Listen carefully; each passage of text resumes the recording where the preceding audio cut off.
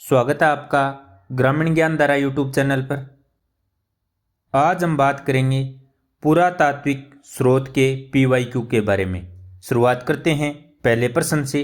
अभिलेख जो प्राचीन राजस्थान में भागवत या वैष्णव संप्रदाय के प्रभाव की पुष्टि करता है।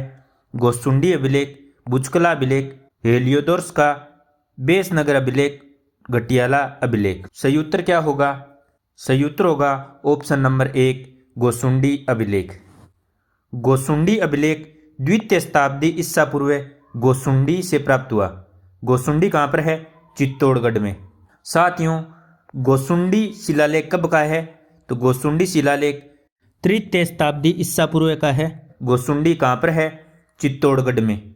गोसुंडी अभिलेख किस भाषा में लिखा गया है? तो संस्कृत भाषा में लिखा गया है। और इसकी लिपि कौन सी है? ब्राह्मी लिपि है। गोसुंडी का शिलालेख सर्वप्रथम किसके द्वारा पढ़ा गया? तो डॉक्टर D.R. भंडारकर के द्वारा पढ़ा गया। गोसुंडी अभिलेख राजस्थान में वैष्णव या भागवत संप्रदाय से संबंधित सर्वाधिक प्राचीन अभिलेख है। इसका महत्व द्वितीय शताब्दी ईसा पूर्व में भागवत धर्म का प्रचार, सहकर्षण तथा वासुदेव की मान्यता और अश्वमेध यज्ञ का प्रचलन आदि से है। अगला प्रश्न। गोसुंडी शिलालेख स्थित है 12, चित्तौड़गढ़, भीलवाड़ा, अजमेर। सही उत्तर होगा दोस्तों ऑप्शन नंबर 2, चित्तौड़गढ़। अगला प्रश्न। गोसुंडी अभिलेख किस भाषा में लिखे गए हैं? राजस्थानी, संस्कृत, पाली, प्राकृत। तो दोस्तों सही उत्तर होगा ऑप्शन 2, संस्कृत। गोसुंडी अभिलेख संस्कृत भाषा में लिखा गया है।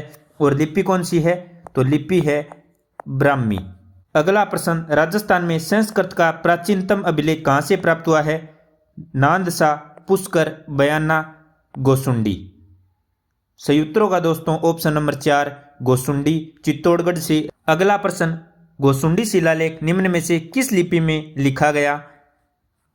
आर्मेनियम, भाब्रू, देवनागरी, ब्राह्मी। सही ऑप्शन होगा दोस्तों ऑप्शन नंबर 4, ब्राह्मी। गोसुंडी अभिलेख ब्राह्मी लिपि तथा संस्कृत भाषा में लिखा गया तथा इसे सबसे पहले किसने पढ़ा था? भंडारकर महोदय ने। अगला प्रश्न। कौन सा अभिलेख महाराणा कुंभा के लेखन पर प्रकाश डालता है? कुंभलगढ़ शिलालेख 1460 ईस्वी, कीर्ति स्तंभ प्रशस्ति 1460 ईस्वी, जगन्नाथ राय शिलालेख 1652 ईस्वी और राज प्रशस्ति 1676 ईस्वी। सही उत्तर होगा ऑप्शन नंबर 2, कीर्ति स्तंभ प्रशस्ति 1460। कीर्ति स्तंभ प्रशस्ति में राणा कुंभा की उपलब्धियां तथा उनके द्वारा रचित ग्रंथ चंडी शतक, गीत गोविंद की टीका, संगीतराज आदि प्रमुख ग्रंथों का उल्लेख हुआ है। कीर्ति स्तंभ प्रशस्ति में कुंभा को अभिनव भारताचार्य, हिंदू सुल्तान, राय रायन, राणो रासो, छाप गुरु, दान गुरु, राजगुरु, शैलगुरु जैसी उपाधियों से पुकारा गया है। अगला प्रश्न।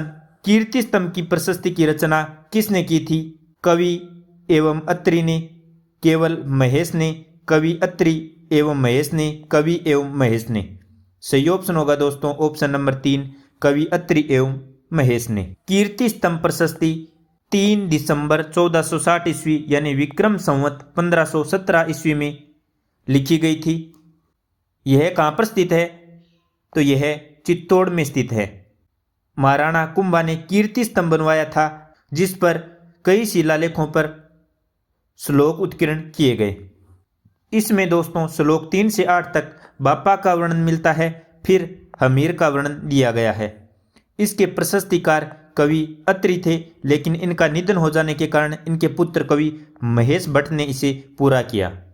अगला प्रश्न। निम्न में से किस प्रशस्ति के रचयिता अत्रि और महेश थे? बिजोलिया अभिलेख, रणकपुर प्रशस्ति, कुंभलगढ़ प्रशस्ति, कीर्ति स्तंभ प्रशस्ति। सही ऑप्शन होगा दोस्तों ऑप्शन नंबर 4, कीर्ति स्तंभ प्रशस्ति।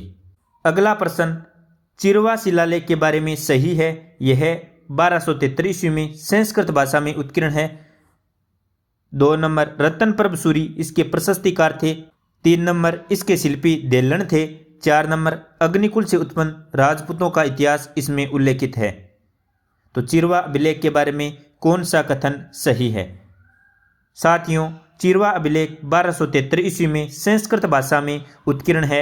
1 नंबर कथन सही है। रतन प्रभ सूरी इसके प्रशस्तिकार थे। 2 नंबर भी कथन सही है। इसके शिल्पी देलण थे, ये भी सही है।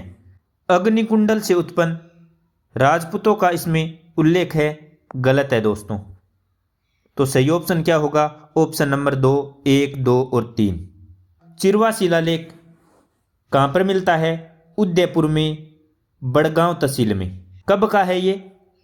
1330 विक्रम संवत का या 1273 ईस्वी का। चिरवा शिलालेख कहाँ पर है? चिरवा गांव, बड़गांव तहसील, उदयपुर में। इस शिलालेख में किसका वर्णन है? तो गुहिल वंशीय शासकों जेतर सिंह, तेज सिंह और समर सिंह की उपलब्धियों का वर्णन है। रतन प्रभ सूरी ने चिरवा शिलालेख की रचना की थी और इनके शिष्य पासरव चंद्र ने इसकी सुंदर लिपि प्रदान की। देलन नामक शिल्पी ने इसे दीवार पर लगवाया। अगला प्रश्न, चिरवा शिलालेख किस राजवंश के शासकों का उल्लेख करता है? मारवाड़ के राठौड़ शासकों का, मेवाड़ के गुहिल शासकों का, आमेर के कछावा शासकों का, अजमेर के चौहान शासकों का। तो सही उत्तर होगा दोस्तों ऑप्शन 2, मेवाड़ के गुहिल शासकों का। और मेवाड़ के गुहिल शासकों में किसका वर्णन करता है? जेतर सिंह, तेज सिंह, समर सिंह की उपलब्धियों का। चिरवा शिलालेख कहाँ पर है? उदयपुर में। कब का है? 1330 विक्रम संवत या 1273 ईस्वी का। अगला प्रश्न, 17वीं शताब्दी की रचना राज प्रशस्ति महाकाव्य के रचयिता हैं गरीबदास, दुर्गा आडा, रणछोड़ भट्ट, केशवदास। तो राज प्रशस्ति महाकाव्य के रचयिता दोस्तों रणछोड़ भट्ट थे। ऑप्शन नंबर 3 सही है। राज प्रशस्ति महाकाव्य किस काल की है? 17वीं शताब्दी की रचना है। राज प्रशस्ति दोस्तों कब की है? 1732 विक्रम संवत या 1676 ईस्वी की। राज प्रशस्ति कहाँ पर है? राजसमंद में। विश्व की सबसे बड़ी प्रशस्ति है। इसे उत्कीर्ण किसने किया था? रणछोड़ भट्ट तेलंग ने। तो रचयिता कौन हो गए? रणछोड़ भट्ट तेलंग। रणछोड़ भट्ट तेलंग ने महाराणा राज सिंह के आदेश से राजसमंद झील की 9 चौकी पाल की ताकों में लगी 25 काले पत्थर की बड़ी बड़ी शिलाओं पर संस्कृत में 24 सर्गों को उत्कीर्ण किया। कितने सर्गों को? 24 सर्गों को, यानी कुल 1106 श्लोक लिखे। इससे क्या पता चलता है कि राजसमंद का निर्माण 14 वर्षों में दुष्काल के समय श्रमिकों के लिए काम दिलाने के लिए राजसमंद का निर्माण करवाया गया था। राज प्रशस्ति से 17वीं शताब्दी के इतिहास की पर्याप्त जानकारी मिलती है। उस समय विवाह, खेल, शिक्षा, मुद्रा आदि पर प्रकाश पड़ता है। इसमें महाराणा अमर सिंह द्वारा की गई मुगल मेवाड़ संधि का वर्णन है। मुगल मेवाड़ संधि का वर्णन किस में है? राज प्रशस्ति में। लेकिन इसका ऐतिहासिक उपयोग जगत सिंह व राज सिंह के काल के लिए अत्यधिक है, क्योंकि प्रशस्तिकार उसके समय तक जीवित था। अगला प्रश्न, किस शिलालेख या प्रशस्ति में मुगल मेवाड़ संधि का वर्णन मिलता है? कुंभलगढ़ शिलालेख, राजसिंह प्रशस्ति, कीर्ति स्तंभ प्रशस्ति, जगन्नाथ प्रशस्ति। सही ऑप्शन होगा दोस्तों ऑप्शन नंबर 2, राजसिंह प्रशस्ति। मुगल मेवाड़ संधि किसने की थी? महाराणा अमर सिंह ने। अगला प्रश्न दोस्तों, राज प्रशस्ति का काल है 1652 ईस्वी, 1576 ईस्वी, 1676 ईस्वी, 1439 ईस्वी। सही ऑप्शन होगा दोस्तों ऑप्शन 3, 1676 ईस्वी। विक्रम संवत में पूछ लें तो 1732 विक्रम संवत और सन में 1676 ईस्वी। अगला प्रश्न, किस शिलालेख में चौहानों को वत्स गोत्र ब्राह्मण कहा गया? चिरवा शिलालेख, सरंग ऋषि का शिलालेख, बिजोलिया शिलालेख, अपराजित का शिलालेख। सही ऑप्शन होगा दोस्तों ऑप्शन नंबर 3, बिजोलिया शिलालेख। बिजोलिया शिलालेख कहाँ पर है? भीलवाड़ा में। किस समय का है? 1170 ईस्वी का या 1226 विक्रम संवत का। यह शिलालेख बिजोलिया गांव भीलवाड़ा में है। पार्श्वनाथ मंदिर के पास एक चट्टान पर उत्कीर्ण है। बिजोलिया शिलालेख में अजमेर व सांबर के चौहान वंशीय शासकों को वत्स गोत्रीय ब्राह्मण बताया गया है और उनकी वंशावली व उनकी उपलब्धियां दी गई हैं। दिगंबर जैन श्रावक लोल्लाक ने पार्श्वनाथ के मंदिर और कुंड के निर्माण की स्मृति में लगवाया था। इस शिलालेख से यह जानकारी मिलती है कि विग्रहराज चतुर्थ ने दिल्लिका या दिल्ली को अपने अधीन किया था। तो किस शिलालेख से जानकारी मिलती है कि विग्रहराज चतुर्थ ने दिल्लिका या दिल्ली को अपने अधीन कर लिया था? तो सही ऑप्शन होगा दोस्तों बिजोलिया का लेख। बिजोलिया का लेख कहाँ पर है? भीलवाड़ा में। कब का है? 1170 ईस्वी का। किसने लगवाया? लोल्लक ने। अगला प्रश्न, बिजोलिया अभिलेख किस वंश के इतिहास की जानकारी का महत्वपूर्ण साधन है? राठौड़, सिसोदिया, चौहान, प्रतिहार। तो दोस्तों सही ऑप्शन होगा चौहान। बिजोलिया अभिलेख अजमेर व सांबर के चौहानों का वर्णन करता है, जिसमें अजमेर व सांबर के चौहानों को वत्स गोत्रीय ब्राह्मण बताया गया है। अगला प्रश्न, बिजोलिया अभिलेख का काल है 1676 ईस्वी, 1170 ईस्वी, 953 ईस्वी, 1273 ईस्वी। सही ऑप्शन होगा दोस्तों 1170 ईस्वी। और विक्रम संवत में पूछे तो 1226 विक्रम संवत। अगला प्रश्न, निम्न में से कौन सा अभिलेख चौहान राजवंश की वंशावली के बारे में जानकारी उपलब्ध कराता है? राय सिंह शिलालेख, अब्बू का अचलेश्वर शिलालेख, दिलवाड़ा का शिलालेख, बिजोलिया शिलालेख।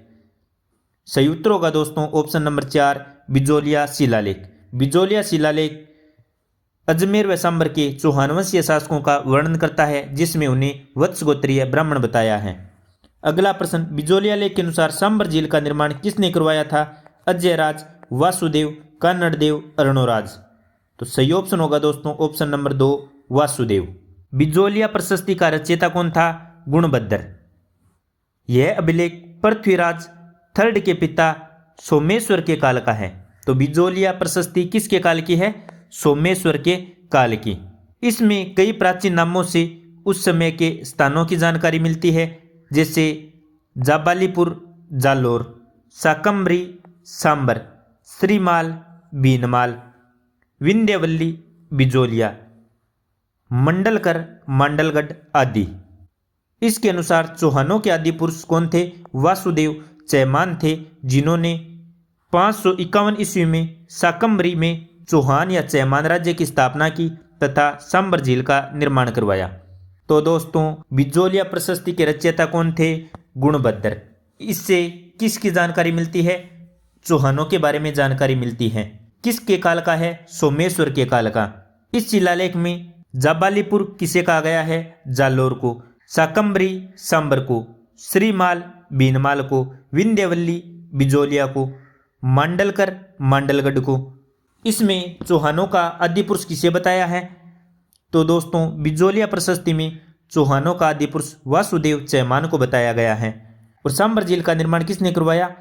वासुदेव चैमान ने। अगला प्रश्न, जाबालीपुर, साकम्बरी, श्रीमाल जैसे प्राचीन नगरों का उल्लेख किस शिलालेख में है? आमेर शिलालेख, चिरवे शिलालेख, बिजोलिया शिलालेख, सरंग ऋषि शिलालेख। सही ऑप्शन होगा दोस्तों ऑप्शन 3 बिजोलिया शिलालेख। जाबालीपुर किसे कहा गया? जालोर को। साकम्बरी सांबर को, श्रीमाल बीनमाल को, विंध्यवल्ली बिजोलिया को, मंडलकर मांडलगढ़ को। अगला प्रश्न, ऐतिहासिक स्थल जाबालीपुर की आधुनिक पहचान है? जालोर, सिरोही, नागौर, जैसलमेर। तो सही ऑप्शन होगा दोस्तों ऑप्शन 1 जालोर। अगला प्रश्न, बिजोलिया शिलालेख किस चौहान रेश के काल का है? सोमेश्वर, पृथ्वीराज, अजयराज, हरिराज।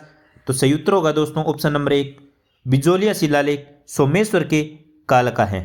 प्राचीन शिलालेखों में जालोर को किस नाम से जाना जाता था? जयगढ़, जलालाबाद, जाबालीपुर, खिजराबाद। तो सही ऑप्शन होगा दोस्तों जाबालीपुर। आशा करता हूं दोस्तों आपको प्रश्न और उत्तर समझ में आ गए होंगे। धन्यवाद। जय हिंद, जय भारत।